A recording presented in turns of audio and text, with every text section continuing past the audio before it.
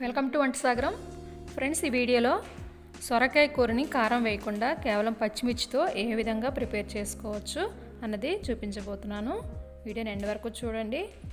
నచ్చితే compulsory like చేసి share చేయండి. అలాగే ఛానల్ని కూడా సబ్స్క్రైబ్ చేసుకోండి. ముందుగా ఒక పెద్ద బౌలు సొరకాయ ముక్కలను తీసుకొని మనం కుక్ చేసుకునే పాత్రకి యాడ్ చేసుకోండి. నేను ఒక సొరకాయలో హాఫ్ భాగాన్ని తీసుకొని తొక్క తీసేసి శుభ్రంగా కడిగి ఈ విధంగా చిన్న చిన్న ముక్కలుగా కట్ చేయడం జరిగింది. ఇప్పుడు దీంట్లో రుచికి సరిపడినంత ఉప్పుని యాడ్ చేసుకోండి.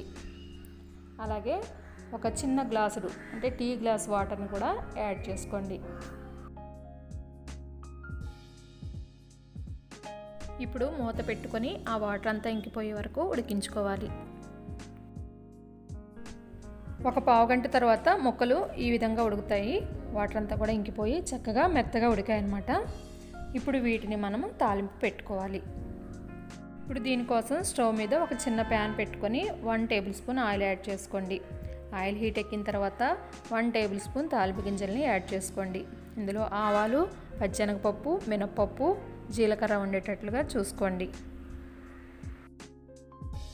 ఇవి వేగిన తర్వాత కొద్దిగా కరివేపాకును కూడా యాడ్ చేసుకోండి. కరివేపాకు వేసుకునేటప్పుడు తడిగా ఉంటే మూత పెట్టుకొని వేసుకోండి. ఆయిల్ పైకి చిందకుండా ఉంటుంది. ఇప్పుడు ఒక చిన్న సైజు ఉల్లిపాయ ముక్కల్ని యాడ్ చేసుకోండి. కారానికి సరిపడినంత పచ్చిమిర్చిని కూడా కట్ చేసుకుని యాడ్ చేసుకోండి. నేను ఇక్కడ 6 పచ్చిమిర్చిని కట్ చేసి యాడ్ చేస్తున్నాను. ఇవి వేగిన తర్వాత చిటికెడు పసుపుని యాడ్ చేసుకోండి. తర్వాత ఉడికించి పెట్టుకున్న సొరకాయ ముక్కల్ని యాడ్ చేసుకోండి. ఒకసారి బాగా మిక్స్ చేసుకోండి. తర్వాత ఒక 5 నిమిషాలు మగ్గించుకొని స్టవ్ ఆఫ్ చేసుకొని సర్వ్ చేసుకోండి. ఎంతో రుచికరమైన సొరకాయ కూర రెడీ.